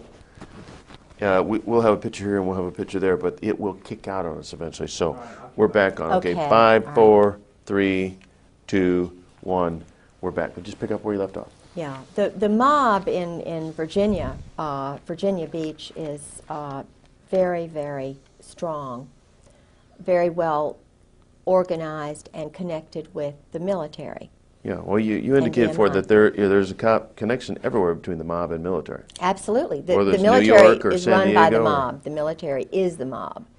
The Marine Corps are run, they're the assassins for the mob. They may only be in, as Tetson Myers was, for 4 years, but the individuals then go on to truck driving, truck loading school. They're always loading things and, moving things around. But then they send him to Harvard Law School. Mm-hmm. Then he winds up, when I met him, or just actually, I met him after Colby's murder. But I find it rather unusual that I had spoken with William Colby, the head of the CIA, who knew my husband well, who told me on the phone all of this stuff about the Phoenix program and Israel, and all of that stuff was coming out, and that he was going to be doing it. Okay, your husband told us that. No, Oh, no, William Colby on the phone. And Tetson Myers was across the hall from him. Okay, so law was partner. William Colby Murdered. a good guy from the get-go, or Yes, was he was a good guy. one of the insiders they need to get rid of, or was he? He was an insider who was involved. He knew about my husband's involvement with Krulak, Victor Krulak, Al Gray, the Russian double agent who was, I believe, Czechoslovakian or Georgian, who was called the Commissar, who was running everything in Vietnam. He was the murders, the assassinations. My husband was involved with the murders, the assassinations. He was involved with teams that did that. They were training boys to kill, Okay, and using again, mind control, using... the whole reason for Vietnam or any of these conflicts is simply to use up a lot of arms and make money. yes. Basically, that's all Yes, there is to and it. to train more killers. To use more weapons. Absolutely. To make more money. Yeah. It's a sick, sad little adolescent boy cycle. These are not grown up. These are little men from Oz. That's what I call them. Al Gray is a sick little man. Al Gray is a That was the general. former commandant of the Okay. Marine Corps. Carl Mundy is a sick, pathetic, lying little man. And he is? The former commandant of the Marine Corps. Then you have Krulak, who is a son of an agent, of a double agent, Victor Krulak. Not American. These are men who the Constitution is just beneath them. People like me, their wives, and citizens like you and honorable people are just beneath them because they're special. They're elite, just like the German SS. That's exactly where this specialness came from. Germany, from Nazi. In other words, they took with them the most perverted aspect of Nazi Germany, brought it over to the United States because over 200,000 of these guys came over. And of that, there were some who were existentialist, humanist, anti-Christians. They hate Christians. You know, what happened to the Nazi, the cross of the Weimar Republic was turned this way. Hitler was homosexually recruited in a brothel. He was working in a little brothel. A Kabbalist, Zionist doctor came in and said, "Oh, you look special and great." And in other words, he was one of the many like Oswald who could be used. And they see how they grow rather than see how they go. They see how they grow, manipulate them. This is why they have so many, the Army has so many psychological operations specialists. And the one way to keep them is secrecy. And anybody who believes that Jesus Christ, I mean, everywhere you read in the Bible, he talks about openness. Truth is light. You walk tall. You don't hide behind trees and be the snake, you know, in Adam and Eve and be deceptive. Truth frees you. Truth is a liberator. It's your ally. And the power of their operant conditioning is all in secrets. Yes. That's the one way to tell if they're evil, if they're weak, if they're cowards or bullies. The one way to tell the cowards and the bullies who are now at the very top of the Army, the Marine Corps, the Navy, Gaiman, Hartzog, Abram, Krulak, especially Charlie Wilhelm, who's doing awful things with, you know, men and women. What would Charlie Wilhelm, again, he is? Charles Wilhelm, I met in Norway. He is my husband's one of his closest friends besides Michael O'Boyle. Okay, They're and these called are all Cherry Marines. Marines. Yes. Generals? Now he's a general because they rise to the top. If they're one of Gray's boys, and I talked before I went public, I went to colonels and wives. And boy, I mean, I had conversations, and I'm not going to mention their names, but I had wives tell me when I first found out, and a wife said, it was the most cryptic conversation I've ever had in my life. I said to my blank friend, have you ever had another wife? She said, hundreds of times. Her husband was a very important person. Very important. So he's working now for Al Gray. Al Gray he pulls the strings. It's all New Jersey mob. Where do you think Al Gray was born? Right outside of Atlantic City. My husband was born in Atlantic City. Sheehan's father was in the mob. You remember that big concert that they had back in the 60s where everybody was smoking pot and they were doing experiments on young people? They had all the public... Yeah, I forget the name of it. Guess who did all the flying in of all the bands and the drug dealers and everything? Who arranged it all? General Sheehan's father. Oh, now, this Woodstock? is the head. You're talking about Woodstock, New York. That's where he's from.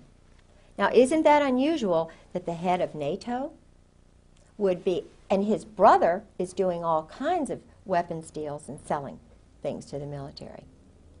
And I went to his wife's home. They lived in the Virginia house after my husband disappeared.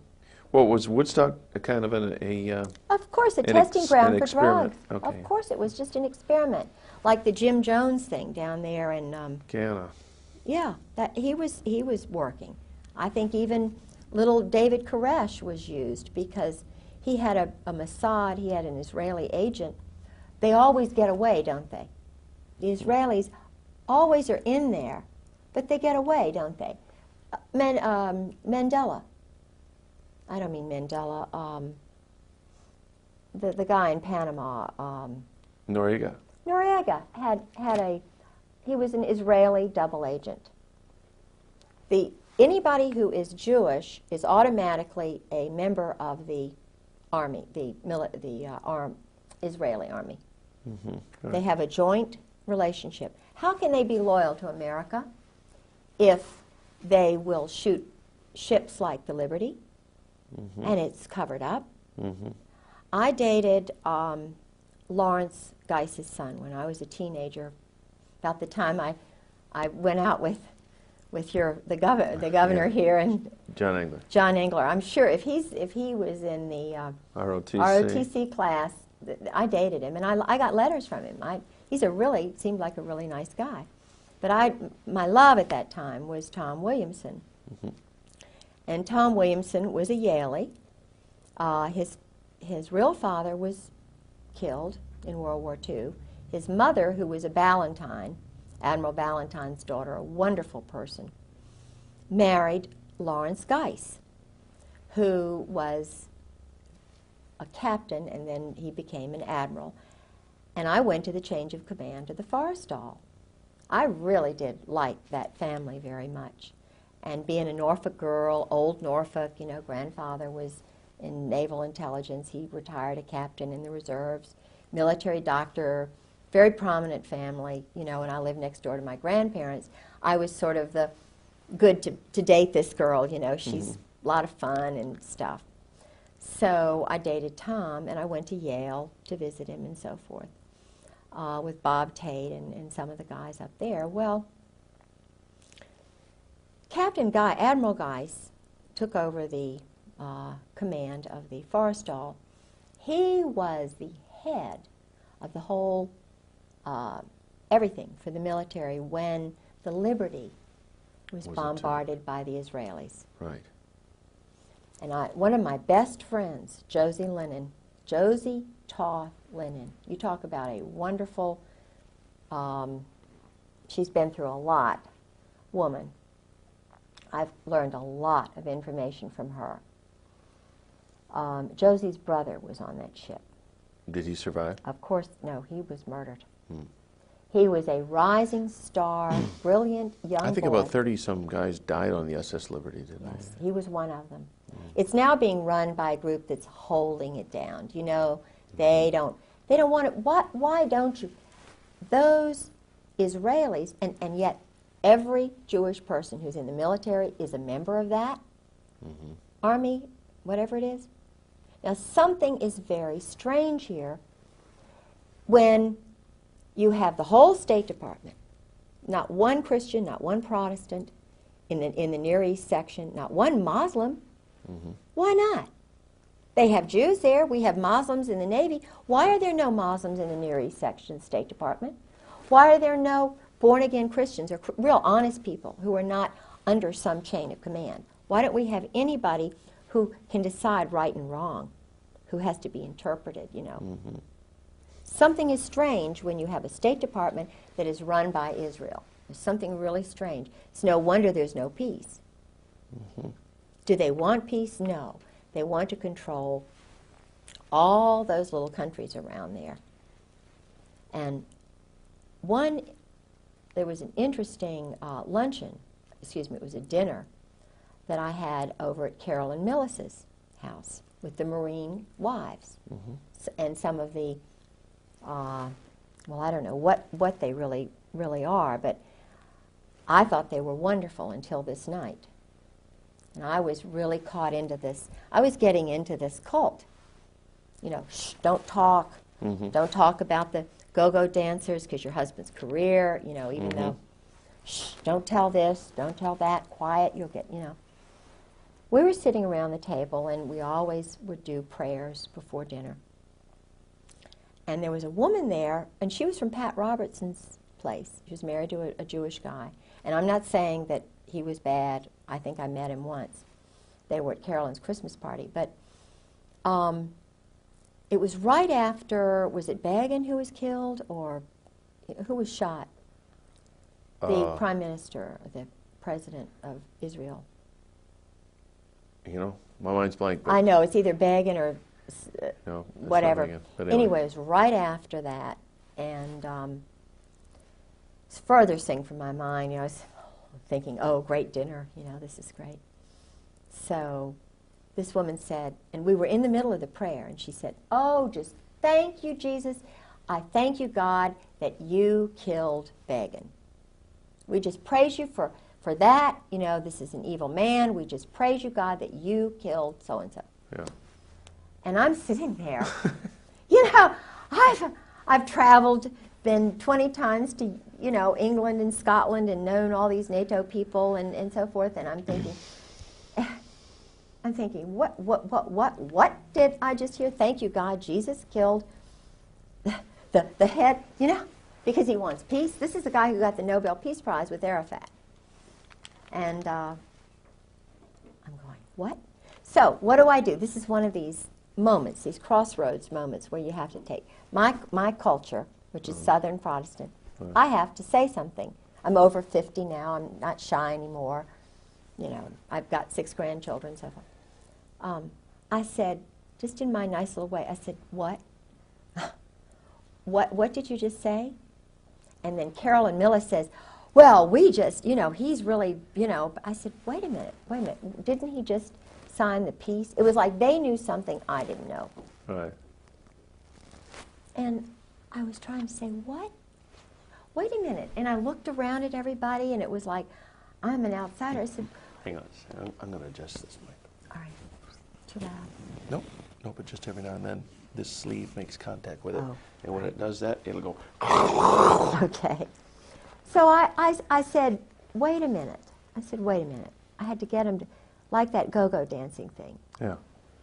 I had to interpret Jesus for them. Because these are supposedly followers of Jesus Christ. Mm-hmm. I said, do you all, I want to get this straight, do you all mean to tell me that you all are for the murder of a man who wants peace in the Middle East? Just, And Carolyn Millis, always the one, well, of course, so-and-so and so, So. And I said, well, wait a minute, I think you're wrong. Because Jesus Christ would have been behind peace in the Middle East, and so forth. Well, I was just, you can't trust her anymore. Mm-hmm. I wasn't going along with the program of whatever Israel wants to do, if they want to kill Palestinians, if they want to sabotage, because George told me that that's what they do.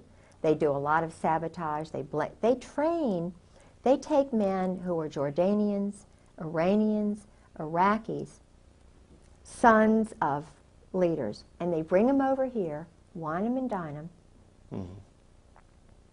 and then rev them all up to hate their parents, and they give them weapons. What they do is they feed their ego. This is intentionally done, according to my husband, by the Marine Corps. I mean, they train them, they take them. Well, this is an interesting point.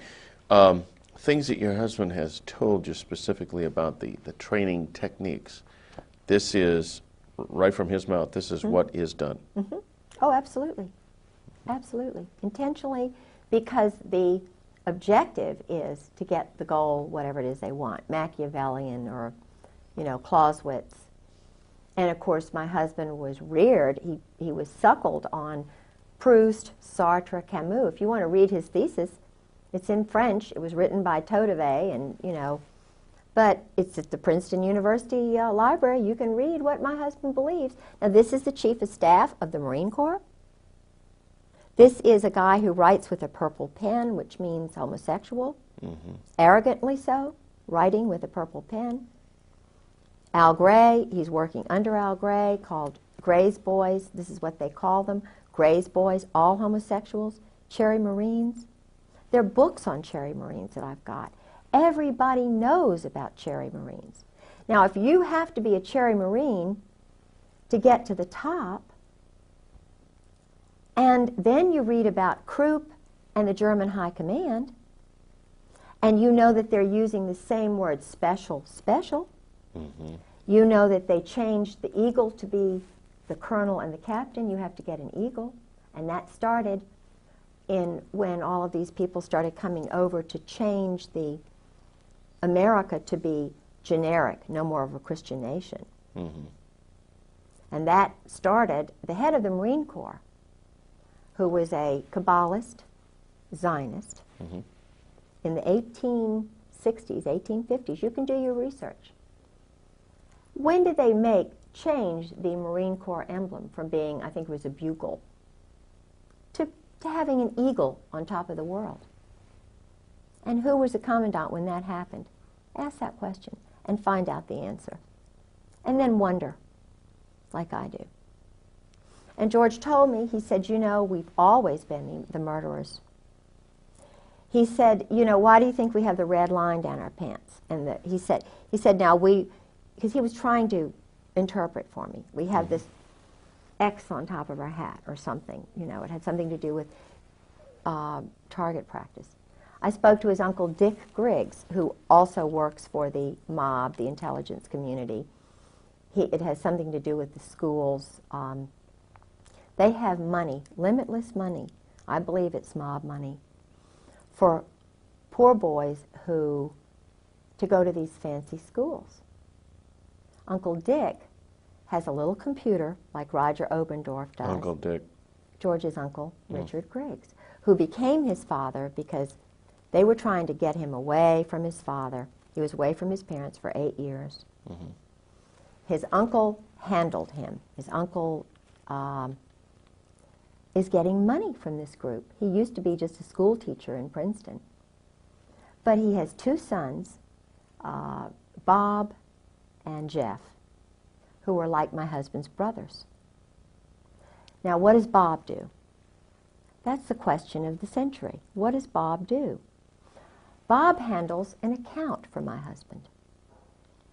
And I started asking questions about, well, where is this? Bob moved from Princeton, then he moved down to Oklahoma City. He was near that Augusta Golf Club, and now he's in Colorado, and he's handling this account that George has money in.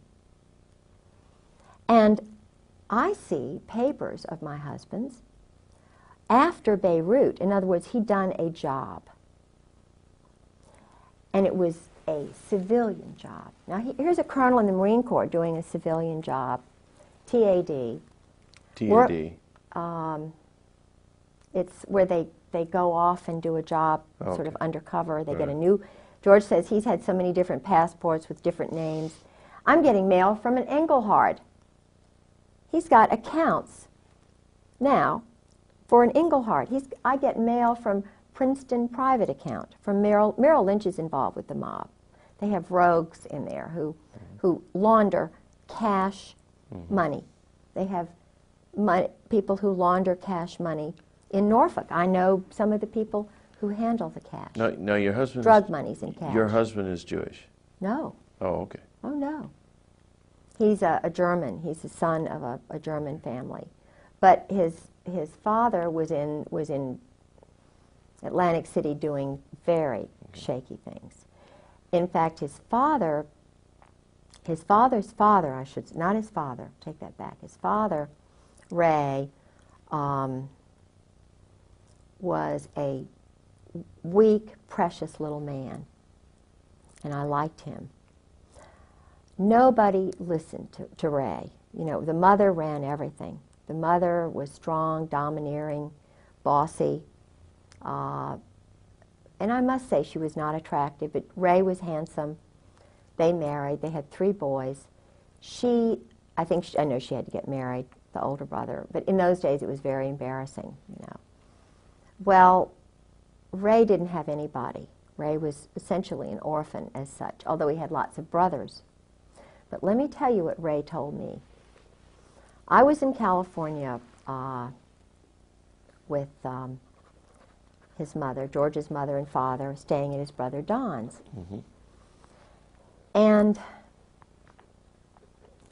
everybody, the world revolved around Mother. But Ray had a lot of wisdom there, and I was anxious to know what really went on in New Jersey, why they left New Jersey, why they left Atlantic City, what happened in Lawrenceville, why George was put in this school and not seen for 8 years. What did happen? All right. It had to do with the fact that they were poor and desperate, that the sister, Rhoda's sister, George's mother's sister, married someone high up in the intelligence community who was he went to the Presbyterian school or something like that. But Ray had been in prison. George's father had been very shortly in prison in New York. And this is, you don't talk about that. Ray had seen his mother run over by his father with the girlfriend in the car who wound up being the stepmother. You don't talk about that. All right. There were 7 boys, I believe. Ray was right in the middle. All of these pictures have disappeared from my house. Supposedly my husband has never come in to the house. All of this, the pictures of assassins like Rockland Williams and, you can't believe the things that are slowly being taken out of my house. Why? Well, obviously, so that your credibility can be attacked if you ever tell anybody about this. Yeah. I mean, it's a miracle you got up here with the pictures that you did. Yeah. That we're including in this video. Absolutely. That you know, support your credibility. It's just a shame that this video wasn't made a year ago. I know. Or 18 months ago. Yes. Because pretty soon they'd have me not even married to George Griggs. Now. If they could destroy all the records. Of course. And it's possible to do that. Of course. Because I think it was Orwell said that he who controls the past controls the future, and he who controls the present controls the past. Absolutely. So those who control the present can modify the past any way they want. In fact, they could erase you right out of the picture. Why do you think we're in computers and everything's on computers? All they have to do is, I had tapes that I bought a little Radio Shack tape, and I taped General Gray's, the conversation with Gray's wife, Jan, who said, "Oh, we don't know where George is. We don't know." And I talked to General Gray on the phone. If they don't know where my husband is, and he's working for Charlie Wilhelm now, what does that make Al Gray? After I've been battered, and I'm calling, I've got pictures of bruises, hematomas, broken foot, putting a 45 to my head, laughing at me while he's standing over me with my arms in pain, chasing me in bathtubs. You know, so I'm hiding and saying, "Please don't kill me," while he's laughing. I took diaries and so forth. Why do they want my diaries? Why don't they want my evidence in the court of this? And I've got it right there for Judge John Moore, who's a commando. Why does John Moore kind of giggle at me? Why, you know, what is so funny about being battered as a wife? When his first wife is dead in the grave. Well, what's funny to them is that it doesn't matter what your claims are, they're in control. That's it. The chickens can do anything they want as long as the foxes are all in cahoots. That's it. That's it. And why I have a transcript at the first commissioner's hearing, and Colonel Barry Cantor, who is a Kabbalist, who lives right around the corner from T. Parker Host, who's a commando assassin mob guy, brags about it, who's now has about 7 or 8 agencies and is a friend of George Bush's all of a sudden.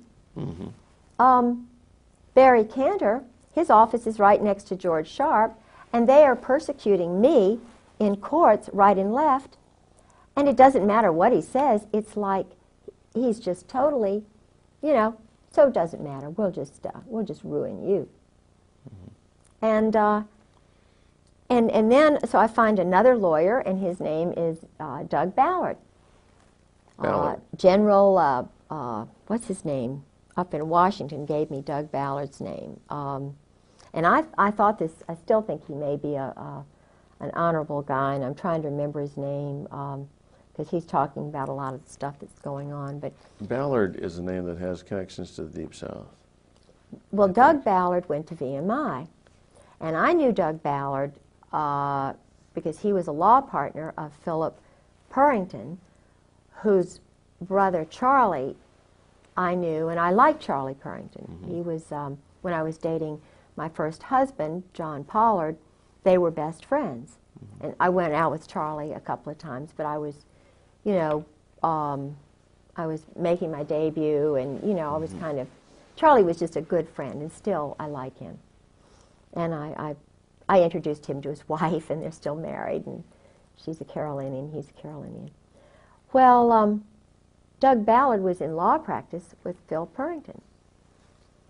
Well, so I went to Doug Ballard, and I heard he was a Christian. And I got the information from Paula Ballard about Obenshain's murder from Paula Ballard. And because Paula was very involved with the Republican Party back when Obenshain was running for governor. They were insiders. He was an Army intelligence person who was doing business with the Saudis. He was up in Washington with Oliver North and that whole crowd. Doug Ballard was doing business, illegal business, money laundering. But I was attracted to him because General Ben Parton said, maybe this guy will help you. Benton Parton. General Ben Parton gave me Doug Ballard's name. Do you think Ben Parton is a good guy or a bad guy? Well, I don't know, because what I was set up, or maybe he didn't set me up, but I went to Doug Ballard, and, you know, he's a shyster. This Ballard. guy is crooked as they come, or either very weak, and I think that goes along together. I told him about the things that had happened to me, and keep in mind, he's Army. He's Army Colonel, Ballard is. VMI, but I didn't know what I now know. And VMI again is? Army, Kabbalah, you know, it's But VMI stands for something. Virginia Military Institute. Oh, okay. And Because Benton Parton is very well known in certain Oh, circles now Ben for Parton. challenging the Oklahoma City bombing. okay, well then I believe in him. I think he just didn't know what I know about Doug Ballard. I think, because I think he heard Doug Ballard went to this born-again church, and his wife is all this born-again, which is great, and because I'm born again, but let me tell you what happened. I mean, and they may have been persecuted. They did go through some persecution, but what happened was, and maybe they know too much, but what happened to me was this, because he is part of the Brotherhood, Doug Ballard is. I trusted him with my file. See, Barry Cantor, my husband's lawyer, is an Army colonel. Ballard isn't colonel. The judge, John Moore, is a colonel. The commissioner, two of the first commissioners were colonels. Andrew Aggie, who is mixed up with Crooks in Virginia Beach, he's a commissioner in Virginia Beach. Then there is the first one we were going to get. No, Aggie was the first one we were going to get, Army Colonel, Reserves. Then there is the former Commonwealth Attorney, Andrew Evans. He's in the Masons, and I just talked with his wife not long ago, and she was shaking her head like, yeah, I know all this stuff, I know all this stuff. Well, there's a brotherhood. And Andy Aggie and Andrew just Evans, who was Commonwealth's attorney, they're part of this brotherhood. Now, they were going to judge the case for me.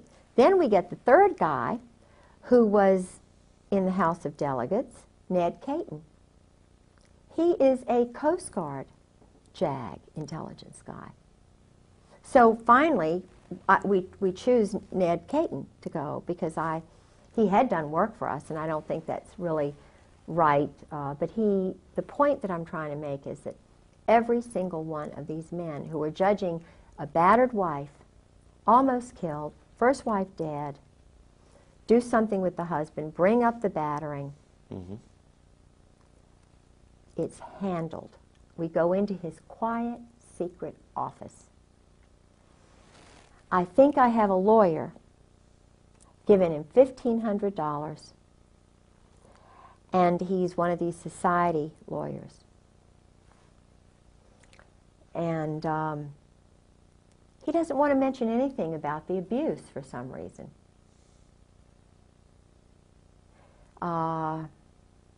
And I'm sort of being flim-flammed, you know. Well, this is part of the divorce proceeding, or Yeah, did you bring a separate cause of battery? Or this is I all did the divorce? battery. See, I started everything. So you filed a criminal charge? I filed a criminal charge. Of battery? Battery. Okay. Because, you know, you're indoctrinated to believe that if your husband's a perpetrator, my husband is a gross perpetrator. Okay. And So you were seeking civil damages against him? no, all I did was take out a warrant to have him brought back. I see. And that's when the 20-year Marine police officer came in, the 20-year Marine FBI agent came in. When I went to the police chief of the police, Chief Wall, who's a very nice man, I have a friend who got me in to see him. He said, this is big. This is way over my head. But he assigned a wonderful man named Bill Dean to me to call any time. And I must say, this is a wonderful man. I could call Bill Dean anytime. And, I mean, there are some good people, probably in the Masons, I don't know, but there are some good people. But the problem was he can't control it. Now, why, if you're a Mason, why can't you control battering of military wives? That's a question I ask myself. Why is it that they cannot control a perpetrator who's killed his first wife and I've nearly been murdered? Well, the answer is hierarchy. Okay, right. Taking So I orders. start saying now, in Virginia Beach, if the chief of police has no power, if Bill Deans, who's head of the CID, has no power, I'm looking and wondering, okay, I'm a battered wife, and I start meeting other high-level battered wives in the courts who are having the same treatment by Judge John Moore and Barry Cantor and Andrew Agee and Grover Wright, who battered his first wife, Lynn. They spread the word that she's crazy. Lynn Wright is not crazy. Grover Wright was running around with Ann Wood and wound up marrying her, and Ann Wood is now a blimp. Grover Wright is a perpetrator. John Moore is a perpetrator. He's now married to a girl who's in my garden club. And, you know, he was a commando, guerrilla. His father was a general in the Coast Guard, which the mayor's husband is a colonel, a captain, whatever, captain in the Coast Guard. So there really is an elite clique that runs everything, controls absolutely, everything. and it's not the CIA. No. Is there a name we can give this group? Well, George calls it, in his diary, he calls it members of the firm. He called it brotherhood. He mentioned the old guard, Army. It's Army. And it's White House. Did George ever talk about? But the presidents don't know about it necessarily. Okay. Did Oswald, or did your husband ever talk about Oswald? Yeah. In terms of knowing anything about his handlers or how that was? Yeah, all the way George talked about Oswald was the way when you communicate with an alcoholic like that when he's drinking, and he's been totally battered, mind controlled, but is fed lots of money, being poor and so forth. A woman, 55% of what people say is verbal, and then you learn to read the nonverbal. George was diarrhea of the mouth, verbal. But when I mentioned, it's like when I mentioned the word General Jim Joy, I knew it was General Jim Joy who had authorized the terrorism of my life. I know it is General Jim Joy, General Carl Steiner, General Hartzog, General Abram, General Gaiman, and Sheehan. I know. And Krulak. These men are the ones who are perpetrators. They bugged my phone, downloaded my caller ID. They have authorized and given money to people like Tedson, well, not Tedson Myers, but certainly Alexander Robinson, Ern Reynolds, 4th Marine, JAG, worked for the Justice Department. The Justice Department is involved. There are rogues in the Justice Department who think they are handling people by using cruelty, tricks, psychological games. This is not the way you handle a nation. Women know this. Right, but mothers know this. Like you mentioned New Orleans as Yes. kind of a center of mob and mind control, illegal criminal activity. Did your husband ever mention any of the people there in? Yes, he did. In fact, he went down there. Okay. He went down there with General Gray, with Michael O'Boyle. During the time of '63? Oh, he was always going down there. And Michael O'Boyle was going down there. Well, your husband was a young man at that time, maybe.